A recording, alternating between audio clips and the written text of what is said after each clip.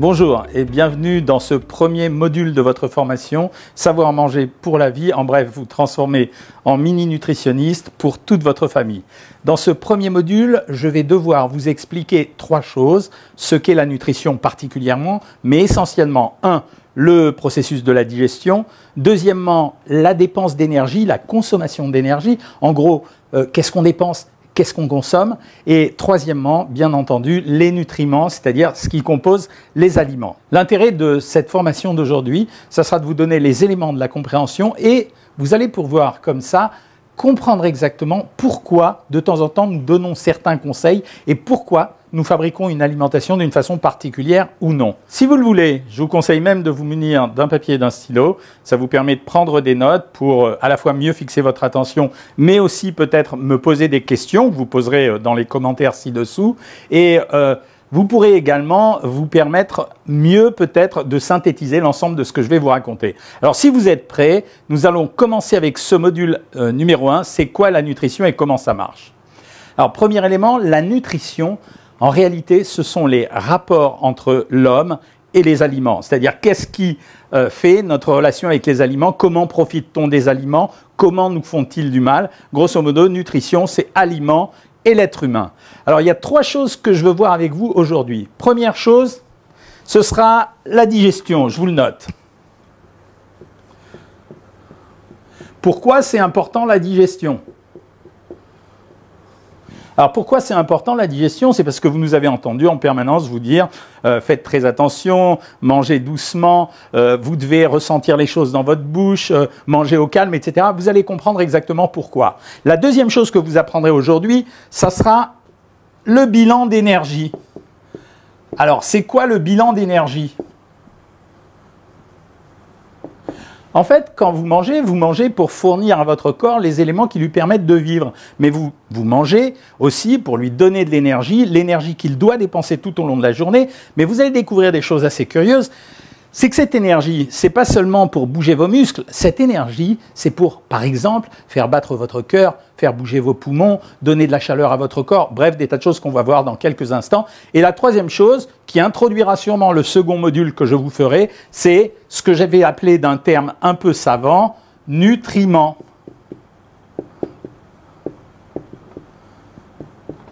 Alors, les nutriments, c'est un terme de nutritionniste. Vous n'êtes pas nutritionniste, enfin pas encore, vous allez le devenir à la fin de ce module, mais les nutriments, en fait, c'est l'ensemble des composés d'un aliment. Ça veut dire que quand vous mangez une pomme ou un morceau de viande, la pomme ou la viande, elle ne se transforme pas en muscle ou en graisse ou en sang de façon aussi simple qu'on pourrait l'imaginer. Donc les nutriments, c'est ce qui va composer les aliments et je vais vous expliquer comment.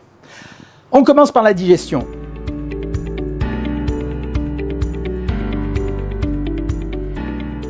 La digestion, c'est quoi? Alors, première étape de la digestion, on a la bouche. La bouche, c'est extrêmement important. Pourquoi?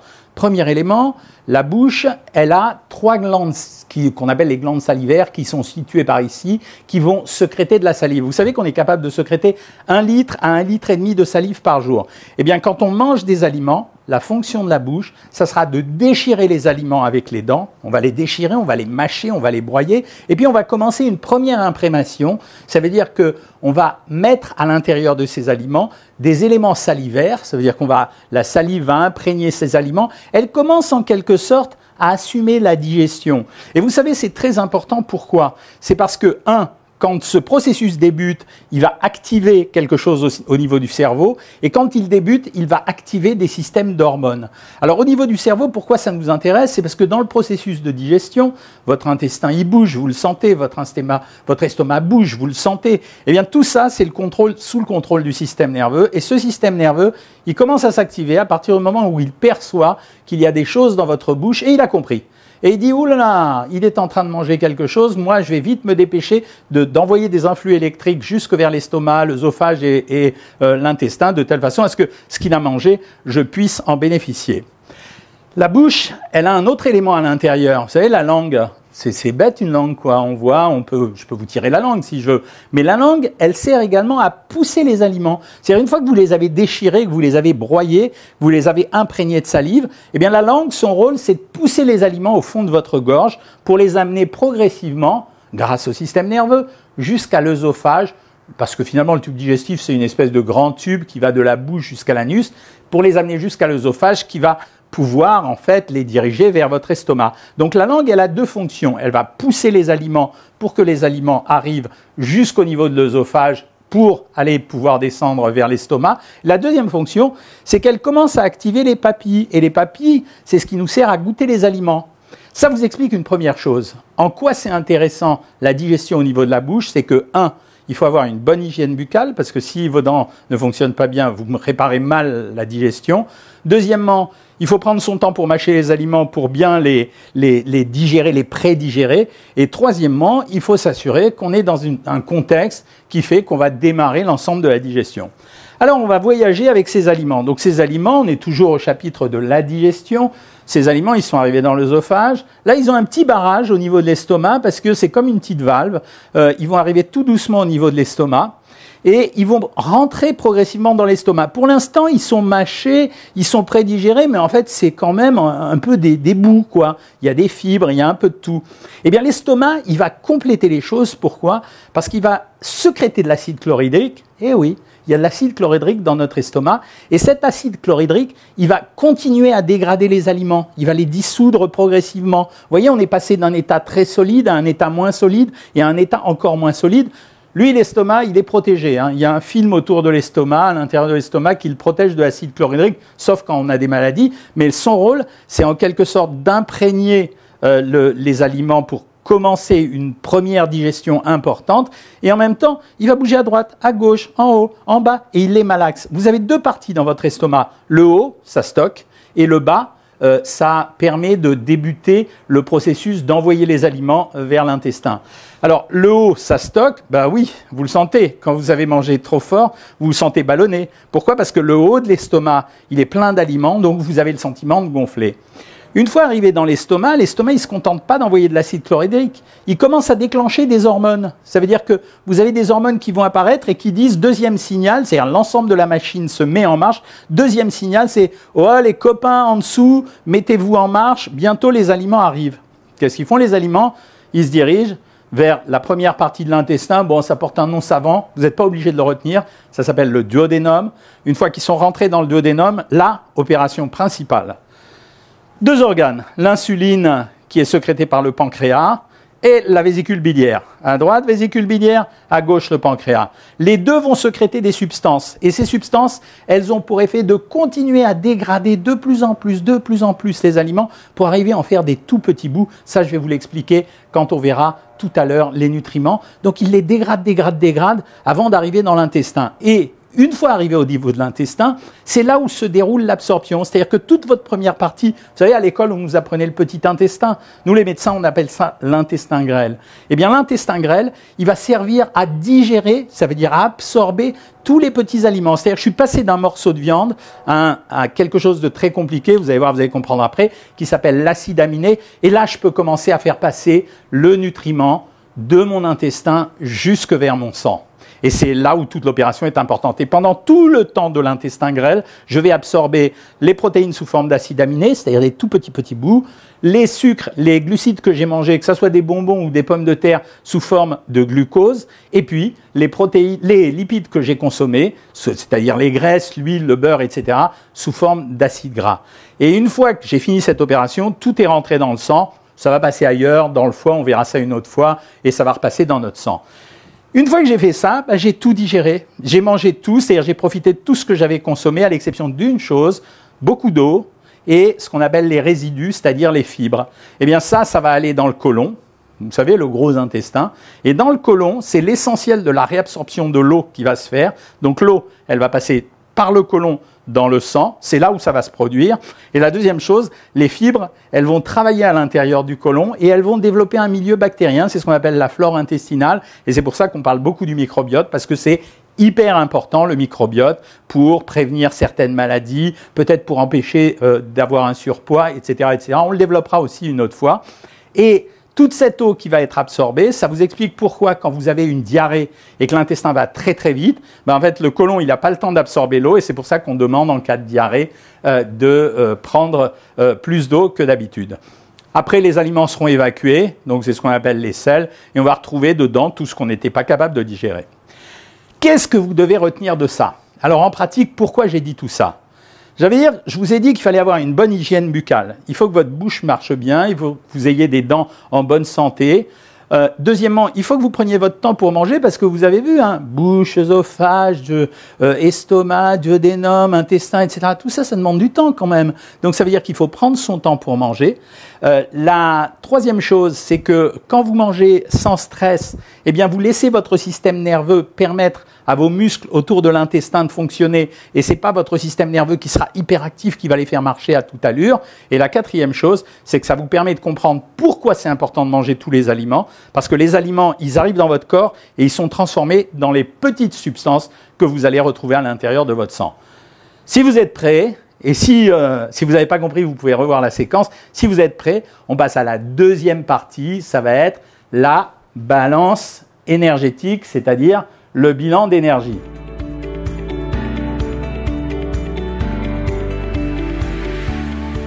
Nous venons de voir ce que j'ai appelé la digestion. Et on a compris qu'il y avait plusieurs choses importantes. Bouche, estomac,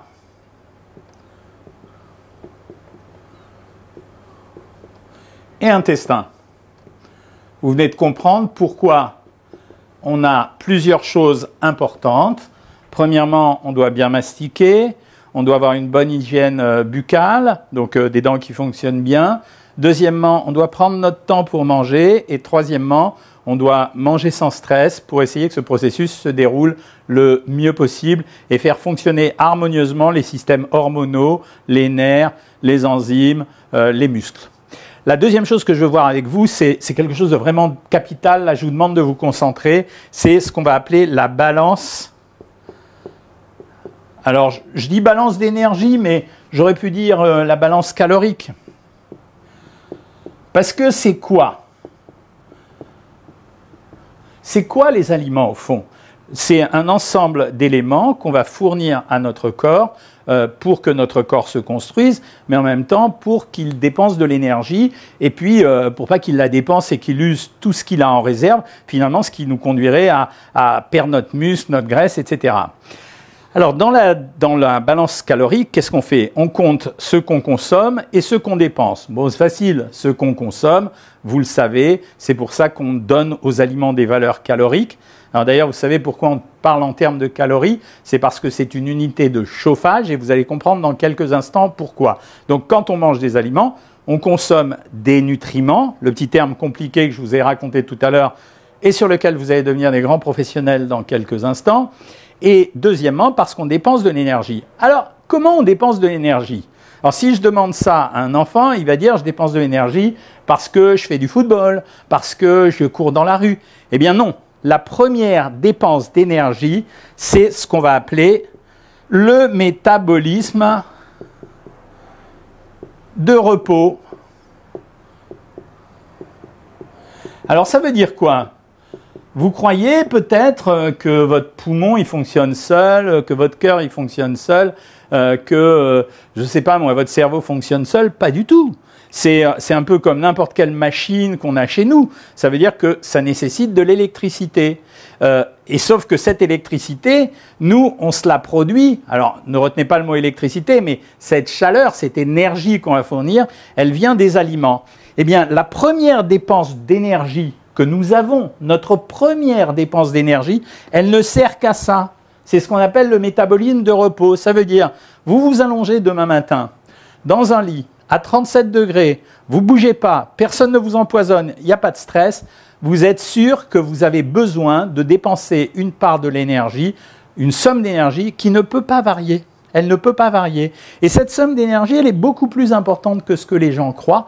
Elle est quasiment de l'ordre de, je vais dire, de 1200 à 1600 calories selon les individus. Donc vous voyez que cette dépense, elle est super importante. Par contre, ce que vous devez savoir, c'est que quand vous êtes dans une situation difficile, par exemple nos ancêtres qui suivaient la famine, eh bien les cellules s'adaptent, elles commencent à rétrécir leurs dépenses d'énergie et à ce moment-là, elles dépensent moins d'énergie et elles abaissent cette valeur, mais elles ne la baissent jamais jusqu'à zéro. Il y en a toujours une partie qui est nécessaire pour faire marcher votre cœur, vos poumons, votre cerveau, tout ce que je vous ai raconté tout à l'heure. Donc ça, c'est votre première dépense d'énergie. Elle est fondamentale, pourquoi? Elle est fondamentale parce qu'elle sert aussi à maintenir la température de votre corps à 37 degrés. Je vous donne un exemple.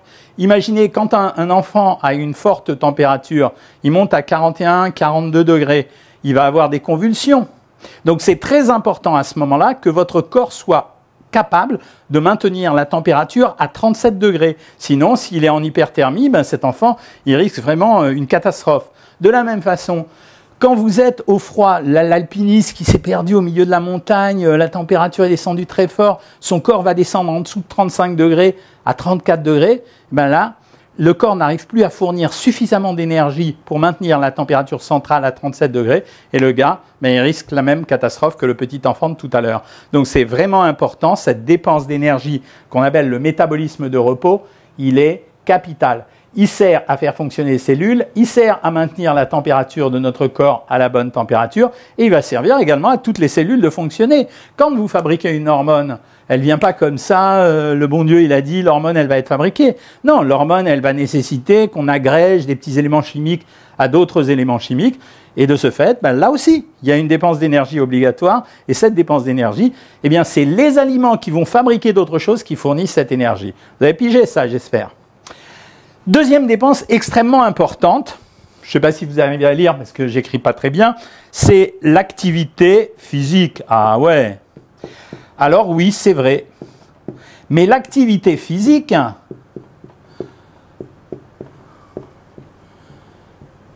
aujourd'hui on bouge tous, hein. On est d'accord, là, partout où vous promenez, dans la rue, il y a quelqu'un qui est en train de courir, faire un jogging, etc. Ça c'est de l'activité physique. Mais regardez-moi, je viens de prendre mon stylo et je viens d'écrire. C'est de l'activité physique. Je vais marcher jusqu'à vous, jusqu'à la caméra. C'est de l'activité physique. Je recule, je dépense également de l'énergie. Cette activité physique, elle va varier selon les individus jusqu'à l'ordre de 50%. Ça veut dire que normalement, l'activité physique, c'est 25% de la dépense totale. Elle peut aller jusqu'à 50% si vous êtes des hyperactifs. Donc, c'est la deuxième dépense extrêmement importante. Troisième dépense, vous allez voir, c'est surprenant, c'est la transformation des aliments. C'est un peu ce que je vous disais tout à l'heure.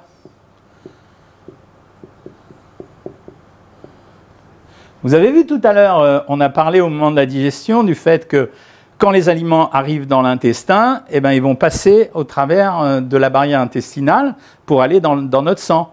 C'est la même chose que quand moi j'avance. Ça veut dire qu'il y a besoin d'énergie. Donc il y a besoin d'une dépense de calories pour que les aliments passent de la lumière de l'intestin jusque dans le sang.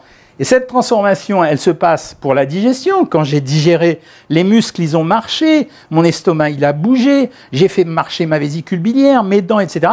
C'est une dépense et elle est importante. Donc dans la dépense d'énergie, vous avez la transformation des aliments et vous avez tout ce qui va permettre de digérer les aliments. Donc c'est une dépense qui n'est absolument pas nulle. Donc il faut en tenir compte. La quatrième dépense, elle va vous intéresser aussi, c'est le stress. Eh ouais. Bon, vous n'allez pas conclure que maintenant vous allez vous mettre à faire peur aux gens de votre famille histoire de leur faire dépenser de l'énergie à la place de courir. Mais c'est vrai. Le stress, en fait, il provoque un déclenchement d'une hormone. Vous en avez entendu parler de celle-là. C'est l'adrénaline. Cette adrénaline, elle va vous provoquer une augmentation de votre dépense d'énergie. Vous savez que ça peut être hyper important. On peut avoir des fois jusqu'à 20% de dépenses d'énergie qui sont sous l'influence du stress. Je suis dans l'avion. Waouh! Le pilote est en train de m'annoncer qu'on a un incident dans le moteur. Badaboum, mon cœur il se met à travailler à 200 à l'heure, je me mets à transpirer, je sens que j'ai un peu mal au bide. Il me dit qu'on va atterrir en catastrophe. Je commence à joindre mes deux mains en me disant « bon sang pourvu que je m'en sorte ». J'ai fait une décharge de stress très très importante. Tout mon corps s'est mis à fonctionner à 200 à l'heure. Cette dépense d'énergie, elle vaut quelque chose. Et ça, on est obligé d'en tenir compte quand on discute avec des gens qui sont soit trop stressé, soit à l'inverse, hyper sédentaire, hyper trop calme. Mais là, je vous ai parlé du pilote d'avion. Mais à côté de moi, j'avais oublié de vous raconter, ce jour-là, il y avait une fille dont j'étais super amoureux. L'amour également me fait dépenser de l'énergie parce que c'est une forme d'émotion qui n'a pas le côté négatif du stress et qui fait que je vais dépenser plus d'énergie. Alors, je n'irai pas jusqu'à dire la relation qui dit que quand on est amoureux, on maigrit, mais presque. Bref, tout ce qui est lié à l'émotion, eh bien, c'est quelque chose qui nous permet de dépenser de l'énergie. Donc, vous avez compris, vous avez 4 facteurs ici. La balance calorique, c'est l'échange entre la consommation et la dépense. Bon, ben, quand on dépense autant que ce qu'on consomme, on ne grossit pas. Quand on dépense plus que ce qu'on consomme, on maigrit. Et quand on consomme plus que ce qu'on dépense, on grossit. C'est hyper simple. C'est la base de la nutrition. Vous venez de voir qu'il faut digérer et avoir une super digestion, mais là, c'est hyper simple. Vous devez comprendre que vous devez consommer ce que vous dépensez si vous voulez maintenir votre poids. Et à chaque fois, vous devez l'adapter en fonction des 4 paramètres que je vous ai donnés. Il y en a un, celui-là, il ne change pas. OK. Sauf quand vous ne faites plus rien dans la vie. L'activité physique, OK, vous avez compris. Si vous augmentez l'activité physique, vous dépensez plus. Donc, si vous voulez, par exemple, maigrir, vous n'êtes pas obligé de consommer moins. C'est pour ça qu'on demande aux gens de bouger. On vous a parlé de la transformation des aliments, d'où l'intérêt d'avoir une alimentation équilibrée. Si vous n'avez pas une alimentation équilibrée, vous allez transformer un peu dans tous les sens. Ça va bricoler à droite, à gauche. Et la troisième chose, le stress, on en a déjà parlé. Si on n'est pas stressé, ça marche mieux. Alors, on fait le bilan. On s'arrête 2 secondes. Vous avez le stylo, la feuille devant vous. Ça, vous pouvez l'expliquer à vos enfants. Vous pouvez leur apprendre que, par exemple, si je prends l'exemple du goûter, si je fais un goûter trop chargé, ben, c'est galère. Parce que je vais augmenter ma consommation d'énergie. Alors, il faut que je m'assure que mon enfant, il a bougé un maximum. Ben, nous, c'est la même chose. Si, par exemple, samedi soir, vous avez la chance de venir manger avec moi un petit peu de foie gras avec un gros gâteau au chocolat, bah, dimanche matin, il va falloir sûrement qu'on aille faire ensemble un jogging pour essayer d'éliminer. Et on n'aura peut-être pas besoin le dimanche midi de manger rien du tout. Quant à l'affaire du stress, moi je vous invite à faire attention. Dans la nutrition, c'est un exercice de stabilité. Ça veut dire qu'on apprend à créer un équilibre. Eh bien, cet équilibre, c'est un équilibre global. Ce n'est pas seulement l'équilibre alimentaire, c'est aussi l'équilibre global. Donc, ça veut dire qu'il faut se débrouiller à trouver des systèmes pour être au top de la vie, donc bonheur. Maintenant, on va aborder le 3e point. Le 3e point, ça, celui-là, il va vous intéresser. Il introduira le 2e module de formation, c'est les nutriments.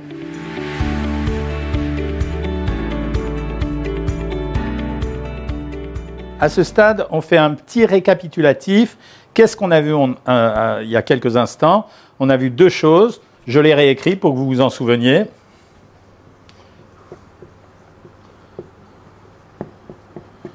La digestion. Et la deuxième chose, on a vu, on va l'appeler un peu vulgairement, la balance calorique. Mais, vous connaissez le principe philosophique. Rien ne naît de rien. L'énergie qu'on a dépensée, puisqu'on en a besoin, on en a besoin au moment de la digestion, on en a besoin également pour faire bouger notre corps, pour le maintenir avec de la chaleur, etc. D'où elle vient? Elle vient des aliments. Et donc, le 3e chapitre de notre module d'aujourd'hui, ça va être les nutriments.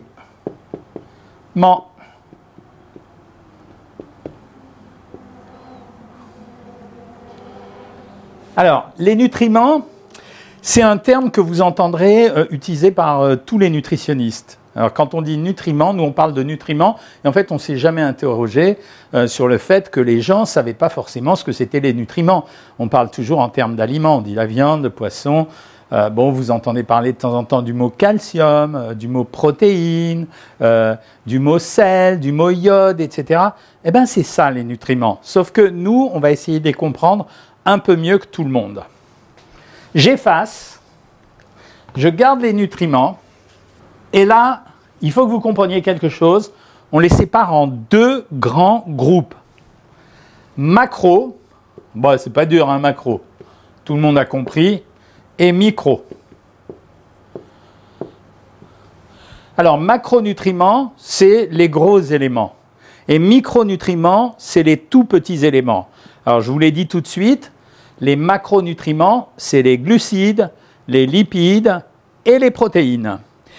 Et les micronutriments, ben, ce sera les vitamines, les oligoéléments et les minéraux. Alors, macronutriments, on a dit glucides, lipides et protéines. Bon, c'est à la mode, hein, le mot protéines, vous êtes d'accord? Ça veut dire on en parle sans arrêt, on a eu le droit au régime hyperprotéiné, on parle des protéines végétales, des protéines animales, donc c'est un mot hyper à la mode. Je veux d'abord vous expliquer ce que c'est qu'une protéine. Alors, on va prendre un exemple très simple pour vous faire comprendre. Il y a un train, eh bien le train c'est la protéine, et chaque wagon, ça s'appelle des acides aminés. Et les trains sont différents selon l'ordre des wagons qu'on a choisis. Et plus il y a de wagons, plus ça change le nom du train. Et plus l'ordre des wagons est différent, plus le train est différent. Donc ça veut dire qu'une protéine, c'est un ensemble de petits composés qu'on appelle les acides aminés. Par exemple, l'insuline, qui est une hormone dont tout le monde entend parler, c'est un groupe de 51 acides aminés.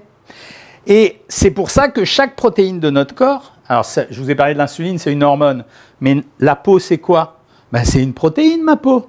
Mon cheveu, c'est quoi? C'est des protéines. Donc le rôle des protéines, c'est l'architecture du corps, principalement. Principalement l'architecture du corps, c'est-à-dire tout ce qui va constituer votre morphologie, votre corps. Et puis, ça sera également tous les composés chimiques protéiques, comme par exemple les hormones et même certaines enzymes. Mais, ça sera aussi la membrane de la cellule. Donc vous voyez qu'on va trouver des protéines partout. Donc le besoin prioritaire à l'intérieur des nutriments, c'est d'avoir des protéines. Vraiment important que vous sachiez ça. C'est pour ça que quand il y a des débats entre les végétariens, végétaliens, etc., le problème des protéines est toujours mis en avant parce que ces protéines, c'est super important. À l'intérieur des petits wagons, vous avez des wagons essentiels et des wagons pas essentiels. Les wagons essentiels, c'est ceux qu'on ne peut pas trouver partout. Ceux-là, notre corps ne sait pas les fabriquer. Donc il y a des acides aminés essentiels, les wagons essentiels. Par exemple, allez, on va dire que c'est le wagon bar. Tiens, wagon bar, on ne peut pas fabriquer un wagon bar, hein, il faut qu'on nous le donne, alors qu'un wagon, on peut le prendre n'importe où. Eh bien, ces acides aminés essentiels, il faut qu'on les trouve dans l'alimentation. Sinon, on ne sait pas les faire. Par contre, les acides aminés non essentiels, si j'ai un wagon de seconde, je peux le transformer en wagon de première et inversement. Donc cela, je n'ai pas besoin. Et dans notre alimentation, la nature d'une protéine, elle va dépendre de ça. Alors, ceux qui défendent l'alimentation animale vont vous expliquer que c'est parce que dans les protéines animales, vous avez tout. C'est-à-dire que vous avez les wagons essentiels, non, les acides aminés essentiels et les acides aminés non essentiels. Alors que dans les protéines végétales, il n'y a pas toujours tous les acides aminés essentiels, donc les wagons du train. Et si on veut avoir une alimentation équilibrée quand on a une alimentation végétale, faut qu'on prenne un aliment qui contienne un acide aminé essentiel d'un côté, puis un autre qui en contient un autre de l'autre côté pour arriver à composer, grosso modo, une protéine de bonne qualité. Donc vous allez retenir ça. Les protéines animales contiennent tous les acides aminés. Les protéines végétales peuvent manquer de certains acides aminés essentiels. Il faut donc les croiser entre elles pour avoir une bonne alimentation. Alors, les protéines, ça apporte aussi de l'énergie, mais ce n'est pas destiné à ça. Les protéines, la valeur calorique d'une protéine, c'est 4 calories. D'accord? Vous le saviez? Je ne sais pas si vous le saviez. Mais souvenez-vous, au moment de la digestion, on a dit qu'il y avait un coût pour digérer les aliments. Eh bien, pour les protéines, c'est la même chose, c'est-à-dire qu'on les compte pour 4 calories, mais elles apportent un petit peu moins quand on s'en sert pour de l'énergie. Les autres, les glucides et les lipides, vont apporter plus de calories. Je vous le dis tout de suite pour gagner du temps. 4 calories pour les glucides et 9 calories pour les lipides. Ok, vous avez bien compris? Alors, à l'intérieur des protéines, je résume. Les protéines sont un ensemble d'acides aminés. Ça sert à constituer les structures de notre corps. On a des protéines qui contiennent tous les acides aminés essentiels. Donc, on n'a pas besoin de s'inquiéter. Et on a des protéines qui ne les contiennent pas tous, il faut les croiser entre elles. Les protéines animales, c'est quoi? C'est viande, œufs, fromage, poisson, volaille et produits laitiers. Les protéines végétales, c'est toutes les autres protéines, c'est-à-dire les légumes. Oui, dans les légumes, on trouve des protéines.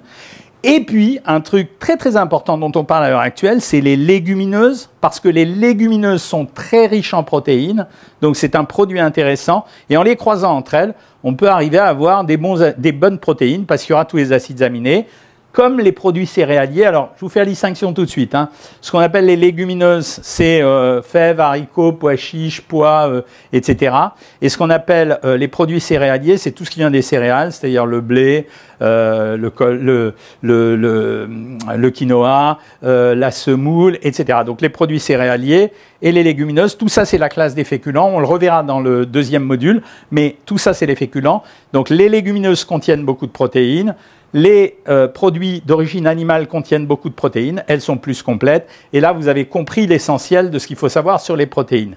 Deux choses à vous dire. Un, il faut minimum 1 gramme de protéines par jour et par kilo de poids. Si je pèse 70 kilos, ce n'est pas mon cas, si je pèse 70 kilos, il me faut 70 grammes de protéines par jour. Si je pèse 90 kilos, il me faut 90 grammes de protéines. Par contre, si je suis vraiment très obèse, il m'en faut moins un petit peu. Alors bon, j'espère que vous ne l'êtes pas, donc ne retenez pas ça. Mais il me faut 1 gramme de protéines par kilo et par jour. Il n'y a que 2 situations où je dois augmenter les protéines. C'est les personnes âgées qui ont tendance à ne pas en avoir assez, les gens qui sont très très sportifs et particulièrement la musculation, et parfois de temps en temps la femme enceinte. Mais ça, c'est sous l'appréciation de la situation dans laquelle on est. La deuxième chose que vous avez besoin de savoir sur les protéines, c'est comment on les distingue. Ça veut dire, est-ce qu'on doit manger que des protéines animales ou que des protéines végétales? Non, c'est à votre choix. Il faut que vous sachiez simplement que les proportions varient. Par exemple, la viande contient 15 à 25% de protéines, mais tout ça, on le reverra dans le deuxième module de formation, alors que, par exemple, un végétal, un céréal va en contenir 9% et un végétal peut en contenir 4%. Vous avez compris les protéines, donc c'est le premier élément des macronutriments. Alors on vient de finir de voir les protéines, on voit le deuxième macronutriment, ce sont les lipides. Pourquoi j'ai pris les lipides en deuxième alors que j'ai gardé les sucres ou les glucides en troisième? C'est parce que pour les lipides, c'est un peu comme pour les acides aminés, c'est-à-dire les produits, les petits wagons du train, c'est-à-dire la protéine, c'est que chez les lipides, vous avez 2 catégories d'acides gras, les acides gras essentiels et les acides gras non essentiels.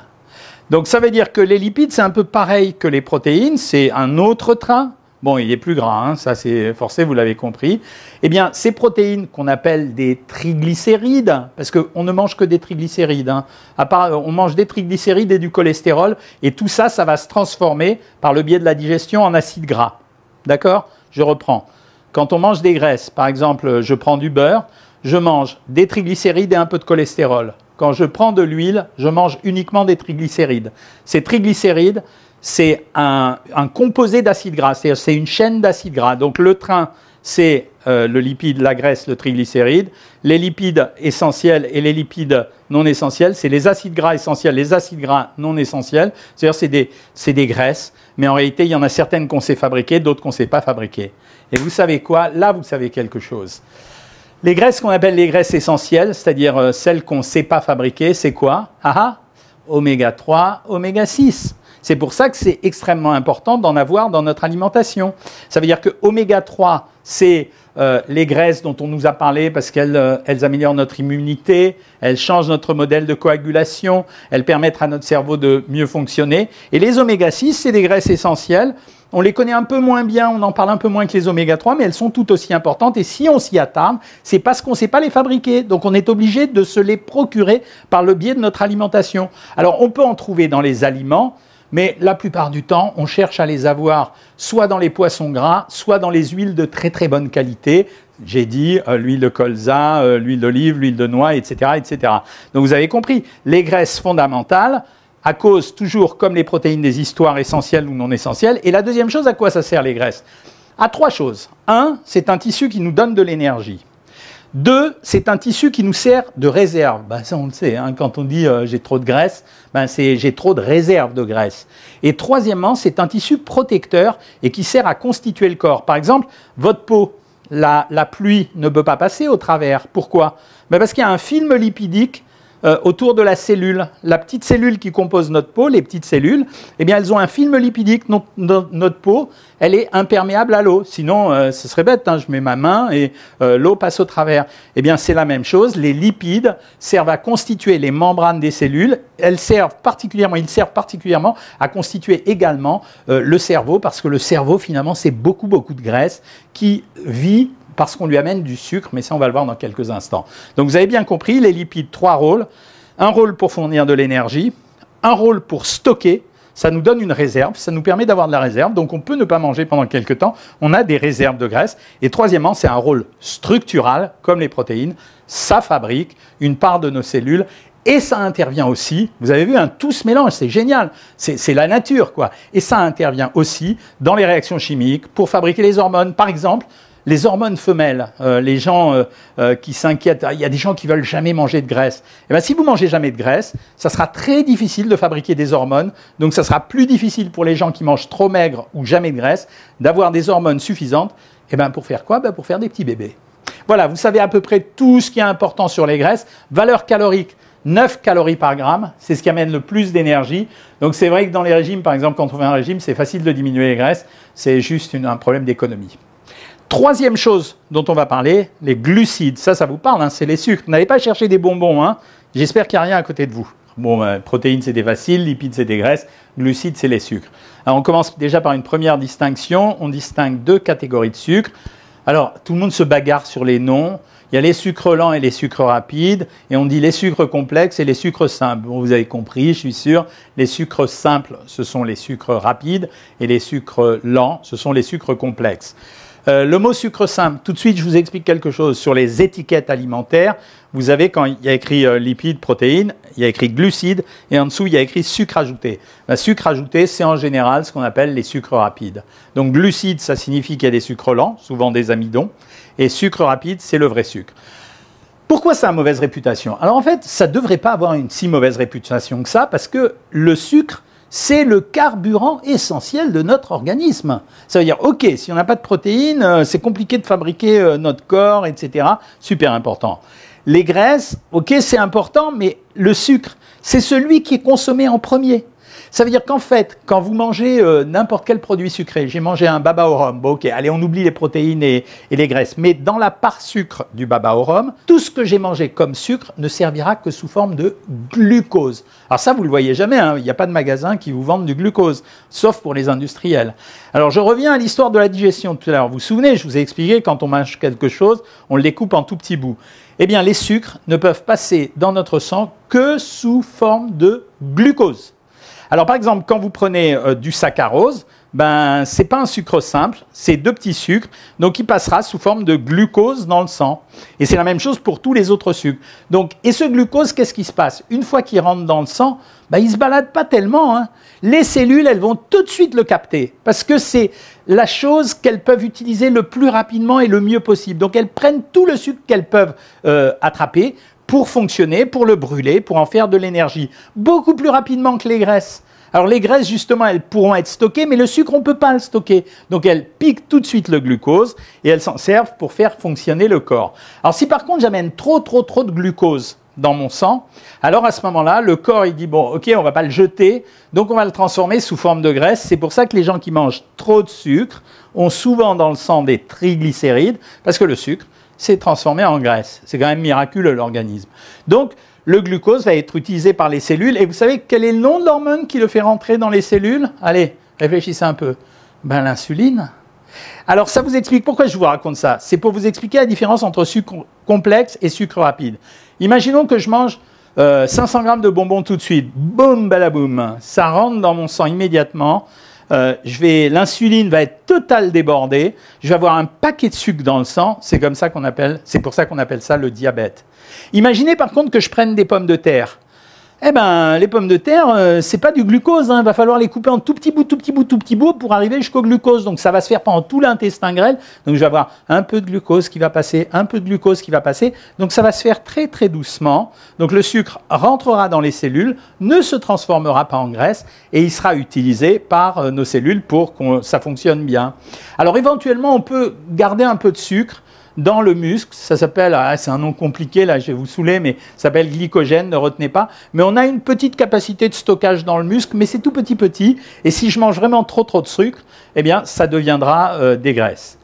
Alors pourquoi ça a mauvaise réputation? C'est parce qu'on s'est rendu compte qu'une trop forte consommation de sucre, alors est-ce que c'est un phénomène inflammatoire? Est-ce que c'est l'insuline? Est-ce que c'est les cellules? Ça avait la possibilité d'augmenter les probabilités de déclencher des cancers, du diabète, etc. Donc c'est pour ça que le contrôle du sucre aujourd'hui est très prudent et on dit qu'on doit manger 10% de la ration calorique maximum sous forme de sucre. Calcul. Une femme dépense 2000 calories, elle doit prendre que 10%, elle doit donc prendre 200 calories sous forme de sucre, et donc 200 calories, comme c'est 4 calories le gramme, elle doit prendre, voilà que j'écris mal, 50 grammes de sucre maximum. Bon, les mecs, on a plus de chance, on a le droit à 60 grammes parce qu'on dépense 2400 calories pour les hommes. Et donc voilà pourquoi on a limité beaucoup le sucre et voilà aussi pourquoi on est en train de réfléchir à l'heure actuelle sur les proportions nutritionnelles de notre alimentation parce que peut-être on n'est pas obligé de garder les proportions qu'on avait précédemment. Bien pigé, c'est assez simplifié, vous êtes capable d'expliquer à vos enfants et à vos copains. Alors si vous êtes capable, on passe à la deuxième catégorie et voici les micronutriments. Qu'est-ce qu'on appelle les micronutriments? Vitamines, waouh, ça devient compliqué. Oligo-éléments. Alors, on va reprendre l'exemple du train. Eh bien, les wagons, pour s'attacher entre eux, ils ont besoin d'avoir des amarrages. Donc, et puis, de temps en temps, pour pousser un wagon vers un autre, on a besoin d'effectuer un travail, de faire un mouvement, etc. Eh bien, on a deux autres catégories de produits qui sont extrêmement importants. C'est les ouvriers, ça. C'est les vitamines et les oligo-éléments. Pourquoi je dis que c'est les ouvriers? C'est parce que quand j'ai parlé glucides, lipides et protéines, les macronutriments, ils amènent tous de l'énergie. On peut les brûler. Les vitamines et les oligo-éléments et les minéraux, vous auriez pu me le rappeler que je n'ai pas dit les minéraux. Eh bien, ceux-là, ils sont super importants pour notre corps, mais ils n'apportent aucune énergie, donc pas de calories. Alors, les vitamines, c'est comme l'alphabet. A, B, C, D, E, mais là, on s'arrête et on passe à K. Alors, chacune d'entre elles a un rôle. Par exemple, la vitamine A, c'est pour éviter la sécheresse de la peau, pour la vision crépusculaire. La vitamine D, c'est pour permettre l'absorption du calcium, résoudre les problèmes d'ostéoporose. Et puis aujourd'hui, on se rend compte que c'est très important pour la prévention du cancer du sein. La vitamine C, c'est pour le système immunitaire et pour l'influx nerveux. La vitamine B, dont je n'ai pas fait dans l'ordre de l'alphabet, mais la vitamine B, c'est la vitamine qui est nécessaire pour faire fonctionner notre muscle. C'est aussi la vitamine de la bonne humeur. La vitamine K, c'est la vitamine de la coagulation. La vitamine E, c'est la vitamine quasiment antioxydante. Donc chacune d'entre elles a un rôle, mais c'est plutôt un rôle chimique. Et ce sont les aliments qui vont nous les apporter. Donc pas d'aliments, pas de vitamines. Et c'est pour ça que de temps en temps, dans les produits que nous achetons en supermarché, quand l'aliment n'en présente pas suffisamment ou si on soupçonne la population de ne pas en avoir suffisamment, alors on balance un peu de vitamines à l'intérieur, c'est des vitamines synthétiques. Alors ça marche jamais mieux que quand c'est des vitamines naturelles, c'est pour ça inutile de vous gaver de vitamines. Les vitamines fonctionnent super bien quand elles sont associées aux aliments. Les oligo-éléments, c'est des tout petits corps. Alors ceux que vous connaissez principalement, à mon avis, c'est le fer, ça vous le connaissez, et c'est le magnésium. Tout le monde connaît ça. Ben, si le fer, on n'en a pas suffisamment, on déclenche une anémie. S'il n'y a pas de fer, on déclenche une anémie. Si on n'a pas suffisamment de magnésium, ben on va avoir une irritabilité du muscle. C'est pour ça qu'on prend du magnésium quand on a la paupière qui tressaille ou quand on a les muscles qui tressaillent. Et vous avez plein d'oligo-éléments. Vous avez bien sûr ceux que vous connaissez, le fer, le magnésium. Vous avez le sélénium, le zinc, le rubidium, le molybdène, etc. Il y en a plein. Et c'est pour ça que ceux-là, alors on sait que c'est important. On ne sait pas vraiment les doser parce qu'il y en a un tout petit peu dans chaque aliment et on ne sait pas toujours bien s'il y a des surdosages ou des sous-dosages, mais en tout cas, on sait qu'il en faut presque partout dans toutes les réactions chimiques, d'où l'importance de varier son alimentation. Vous avez compris déjà le problème de la nutrition. On doit bien digérer. On doit manger suffisamment pour équilibrer l'énergie de notre corps. On doit avoir suffisamment de macronutriments. On doit avoir suffisamment de vitamines, suffisamment d'oligo-éléments. Et on doit aussi avoir suffisamment de minéraux. Les minéraux, c'est quoi? Sodium, bah ouais, vous connaissez, c'est le sel. Potassium, calcium. Pourquoi? Parce que de temps en temps, ça sert à fabriquer, par exemple, la trame osseuse de l'os. c'est du calcium et du phosphore. Ce sont deux minéraux. Ces minéraux nous sont amenés, alors pas que par l'eau minérale, ils nous sont amenés par les aliments d'une façon générale, et c'est la même chose pour le sodium et le potassium. Un exemple, si vous voulez tuer quelqu'un, je ne vous suggère pas de le faire, vous le bombardez de potassium, eh bien son cœur va se mettre à aller à toute allure, ça ne va pas marcher, il peut mourir. Deuxième exemple, de quoi meurent souvent les anorexiques? D'un déficit en potassium. Pourquoi? Parce que comme il n'y a pas suffisamment de potassium, la cellule cardiaque ne peut pas marcher et donc la mort s'ensuit. Eh bien c'est la même chose pour les minéraux, on a besoin d'avoir suffisamment de minéraux pour faire fonctionner notre corps. C'est pareil, hein. Dans le sang, si vous mettez trop de sodium, qu'est-ce qui se passe? Boum! L'artère, elle va gonfler, c'est l'hypertension artérielle. Et c'est là où vous comprenez l'extraordinaire mécanisme du corps. L'extraordinaire mécanisme du corps. C'est-à-dire que c'est hyper complexe, il faut des macronutriments, il faut des micronutriments, il faut des vitamines, des oligo-éléments. Vous mangez, vous ne savez même pas ce que vous faites quand vous mangez parce que vous avez appris à manger. Et avec tout ça, vous arrivez à avoir le corps magnifique que vous avez à l'heure actuelle. Alors, ce n'est pas complètement fini parce que dans les nutriments, je vous ai parlé des macro et des micro-éléments. Je vais évoquer deux choses dont on parlera sûrement dans la deuxième session un peu plus longtemps. Première chose, les fibres. Les fibres, vous vous souvenez tout à l'heure? Regardez au début de la vidéo, on a parlé du côlon. Le côlon, le gros intestin, il y a des produits qui ne l'éliminent pas, notamment les fibres. Vous avez deux catégories de fibres, les fibres solubles, les fibres insolubles. Je prends un exemple. Si je prends du blé complet, ça veut dire que j'ai pris l'amande du blé et j'ai pris l'écorce qui était autour. L'écorce, c'est des fibres. Mon corps ne sait pas les digérer, d'ailleurs, il n'y a rien dedans. Donc ce qu'il va faire, c'est qu'il va les éliminer. Elles vont passer dans l'intestin, elles râpent l'intestin. C'est intéressant parce qu'elles nettoient toutes les cellules mortes de l'intestin. Et puis, elles vont être expulsées parce qu'on n'a rien à faire de ces fibres, sauf qu'au passage, elles vont fermenter dans le côlon, elles vont fabriquer la flore intestinale. Deuxième exemple, les fibres, de temps en temps, elles peuvent se dissoudre dans l'eau. Alors, au lieu d'être comme les fibres de l'écorce du blé, là, elles vont se dissoudre dans l'eau, mais ça reste quand même des fibres. Ça fait des fibres solubles. C'est comme une gomme. Donc, par exemple, l'eau départ contient de l'inuline et des fibres solubles. La chicorée, pareil. Eh bien, ces fibres solubles, elles vont faire un gel. Ce gel, il va passer au travers de l'intestin. Et vous savez pourquoi c'est plus important qu'avant? C'est parce que ce gel, il agit comme une éponge. Il absorbe. Ça veut dire que toutes les substances polluantes qu'on a dans l'organisme aujourd'hui, elles vont être tamponnées en quelque sorte par ce gel. D'où l'importance de manger des fibres solubles. Et conclusion, quand vous avez mangé ces fibres solubles, ben vous avez probablement limité les risques alimentaires. Donc les fibres, c'est important pour drainer l'intestin. Voilà. Et c'est important également pour, aujourd'hui, prévenir l'apparition des substances polluantes qui pourraient passer dans notre sang. Alors, je finirai ce module en vous parlant de l'eau. Je ne vais pas vous saouler avec l'eau. Vous savez que c'est un besoin indispensable. Notre corps est composé de 60% d'eau. Allez, les chiffres, là, on vous éclate. 60% d'eau. Le rein, il filtre 24 litres d'eau. On a besoin d'en boire 1 litre à 1,5 litre d'eau par jour pour assurer le maintien de l'organisme. Et tous les liquides en contiennent. Bien sûr, l'eau, le thé, le café, les infusions, mais aussi les sodas. Malheureusement, ils contiennent du sucre pour nous. L'alcool aussi, etc., etc. Donc l'eau est quelque chose de présent partout. Ça sert bien sûr à hydrater le corps, à faire vivre les cellules qui baignent dans un milieu aquatique, mais l'eau, c'est également un solvant chimique. C'est-à-dire que ça peut permettre de dissoudre une partie des protéines, des graisses, etc., des acides aminés, etc. Donc c'est un solvant et un réactif chimique, donc extrêmement important. Mais on a de la chance. La soif est un mécanisme naturel qui nous permet d'obtenir la sensation du manque d'eau. Et quand notre corps est en manque d'eau, hop, il envoie un signal, j'ai soif, j'ai soif, j'ai soif. Et donc on va boire pour rétablir l'équilibre. C'est pour ça qu'il y a deux situations dans lesquelles il faut forcer les gens à boire de l'eau. Les gens qui ont perdu une partie de leur conscience, les personnes qui ont des problèmes cérébraux. Et puis, la deuxième catégorie, les nourrissons, ils ne peuvent pas hurler en disant « j'ai besoin d'eau, j'ai besoin d'eau ». Donc, ils bougent un peu dans tous les sens. Donc, chez ceux-là, on fait hyper attention. Alors, on va faire un résumé ensemble. 3 choses capitales dans notre alimentation. Digestion. Important pourquoi? Une bonne digestion est le préalable à une bonne assimilation des aliments, donc à une très bonne qualité de vie. Deuxième point, balance calorique. C'est ça qui va conditionner notre morphologie, mais le fait que nous soyons plus ou moins gros. Si je dépense plus que ce que je mange, je maigris.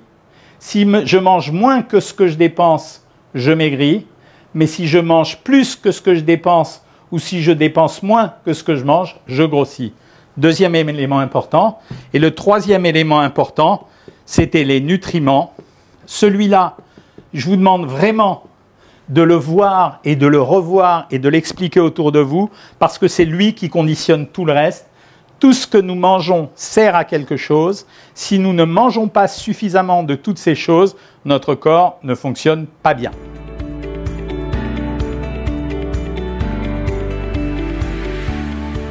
Voilà, c'est la fin de notre formation Savoir manger pour la vie. Devenez le mini-nutritionniste de votre famille. J'espère que ça vous a intéressé. Je vous rappelle les 3 choses qu'on doit voir et avoir compris à la fin de ce module. On doit avoir compris la digestion. On doit savoir à quoi ça sert. Ça veut dire qu'une bonne digestion est le préalable à la bonne utilisation des aliments. On doit savoir combien on doit manger. C'est la balance calorique. Et on doit savoir à quoi servent les nutriments qui sont dans nos aliments. Et une fois que vous avez compris ça, vous allez arriver maintenant à regarder le 2e module. Et le 2e module, on va rentrer dans la suite de ça. Ça veut dire qu'on va parler des groupes d'aliments, les familles d'aliments, c'est-à-dire, en fait, qu'est-ce qu'on va trouver dans quoi? Autrement dit, est-ce que vous savez où il y a des sucres cachés dans certains aliments? Est-ce que certaines protéines sont mieux que d'autres? Est-ce qu'il y a des huiles à choisir particulièrement plutôt que d'autres? Tout ça, c'est ce que je vais vous expliquer dans le prochain module que vous allez pouvoir regarder. Alors, moi, je vous invite à envoyer des commentaires. Vous pouvez ci-dessous m'envoyer les commentaires. Je vais essayer de répondre à la plupart d'entre eux. Vous pouvez également vous amuser à faire des petits exercices. Vous posez le nom, vous voyez si vous avez compris ou non et vous revenez sur la vidéo précédemment pour essayer de voir et de rappeler ce que je vous ai expliqué, toujours en pouvant me poser des questions. En tout cas, je vous remercie de m'avoir suivi. Je suis très content de faire ce type d'exercice car je suis persuadé que comprendre et savoir, c'est la clé de la bonne alimentation plutôt que de recevoir de simples conseils. À très vite pour la 2e session.